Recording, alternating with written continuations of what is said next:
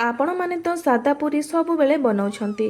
थरे मथुरा प्रसिद्ध एही मसलादार बेडमी पूरी को बनै देखंतु ना। ता सहित राग राग आलू तरकारी कॉम्बिनेशन ताहा पुणी बिना पियाज रसुण रे एही श्रावण मासरे एहाटू भल रेसिपी आउ कौन बा हेई पारे। एते टेस्टी सब प्रकार मसलार कोटिंग सतरे थरे खाइले यार स्वाद भूली पारिबेनी। आपण मध्य घरे बनै एही मथुरा प्रसिद्ध बेडमीर आनंद नियंतु।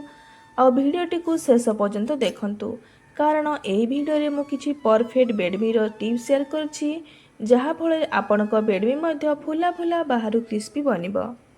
एहाकू बनिया पाई देखंतु मु गोटे कप बिरी को 2 ରୁ 3 घंटा पाई बोतरे नेथिली। बिरीटी भल भाव परफेक्टली बोतरी जाइछि। एबे हमें गोटे मिक्सी जार नै जिबा एथिरे बिरी को ऐड कर दबा। तापरे 2टी कंचा लंका, गोटे पिंच अदा, गोटे चमच पान मधुरी, गोटे चमच गोटा धनिया, गोटे चमच जीरा, 4-5टी गोलमरीच ए सब जिनिस को दे आमे याको अल्प टिके पानी दे गोटे स्मूथ बेटर बनैबा।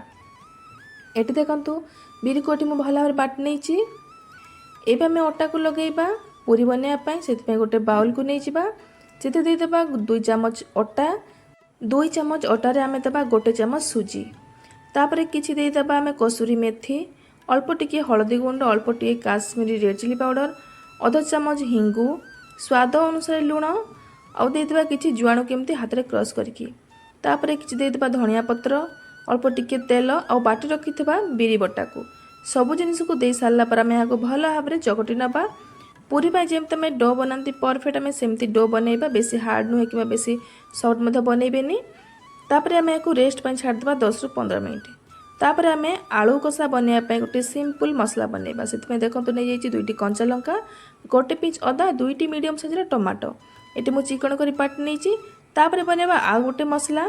सेति में गोटे बाउल दे देबा गोटे चमच हळदी गुंड, गोटे चमच जीरा गुंड, गोटे चमच धनिया गुंड आउ देबा गोटे चमच काश्मीरी रेड चिली पाउडर। आपण में चाहिले गोटे चमच गरम मसला को ऐड करि पाइबे। अल्प टिके पानी दे आमे यार गोटे प्यूरी बनैबा।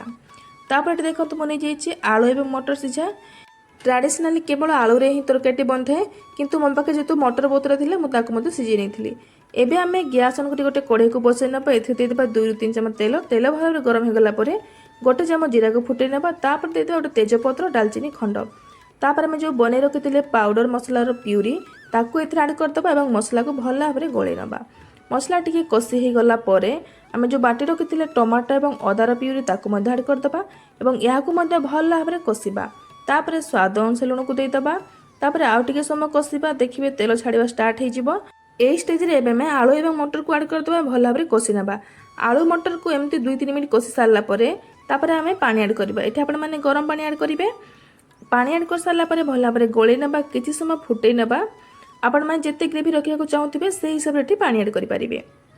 याको किछि समय फुटै सारला परे देखंतु एठी फाइनली रेडी हे गला हमर आलू तरकारी।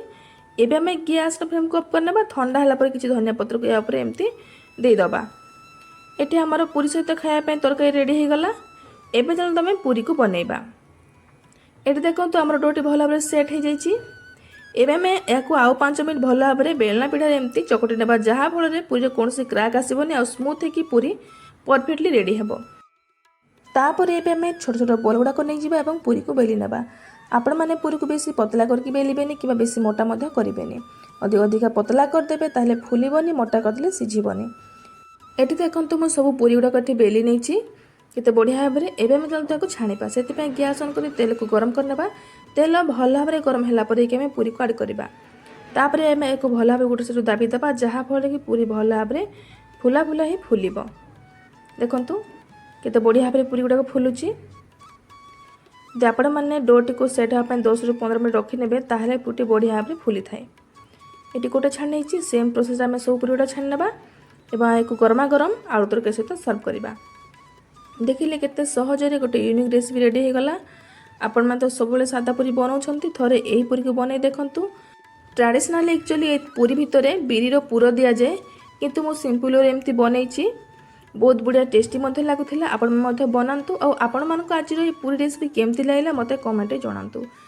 रहली सांग माने देखा हबा गोटे नुवा रेसिपी सहित नुवा वीडियो रे। धन्यवाद। जय जगन्नाथ।